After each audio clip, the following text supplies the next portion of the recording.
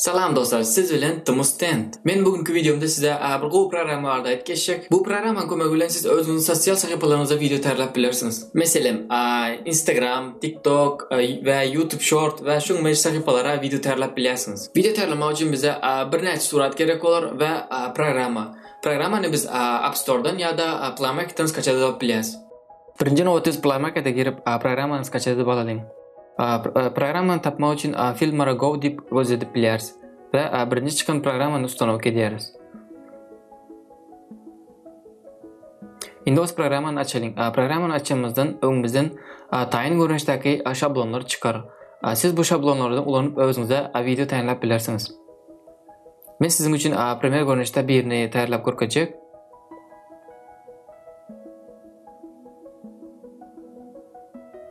Siz bu yerde suratları saylayasız. Endi olsa video için efekt koyalım. Siz suratları saylanınızda öz telefonunuzdan hem saylap bilersiniz. Men bu yerde sizin için Premiere için projenin içindeki suratlardan sayladım. Endi olsa efekti suratın sonuna için çekelim. Şunda bizim efektimiz suratın yüzünde dolu bolar. Dolu görünüşte görünür. Endi olsa videomuz için aydım saylalım. Aydımın görünümü ulu bolan için bizler aydımın lişni yerine kırkıp ayırıyoruz.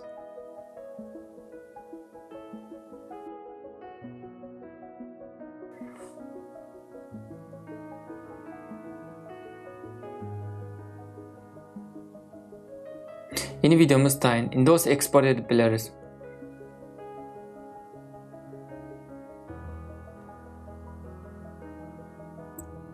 Endi size vertikal görünüşdeki video simanı görkejeyin. Onun için biz Templates diyen topluma basacağız. Bu yerden biz özümüze gerek olan vertikal şablonları ulanıp bileriz. Özünüze görünüz yaran şablonu saylap bilersiniz. Şuna gireyim.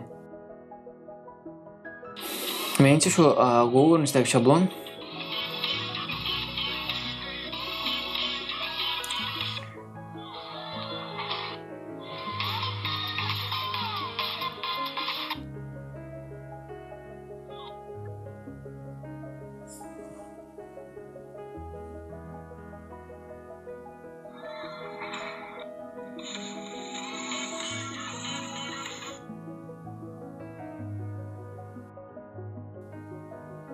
Şimdi video için suratları saylalım.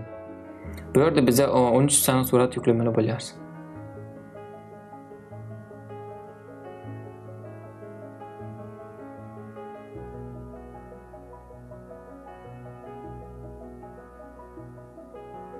Yeni videomuz уже tayin.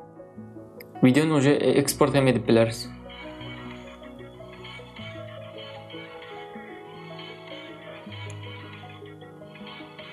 Menimçe bu yerde sen adam hem özünün klipini tayyorlap bilse. Sakın etmek için export düğmesine basalım. Besplatno görünüşü.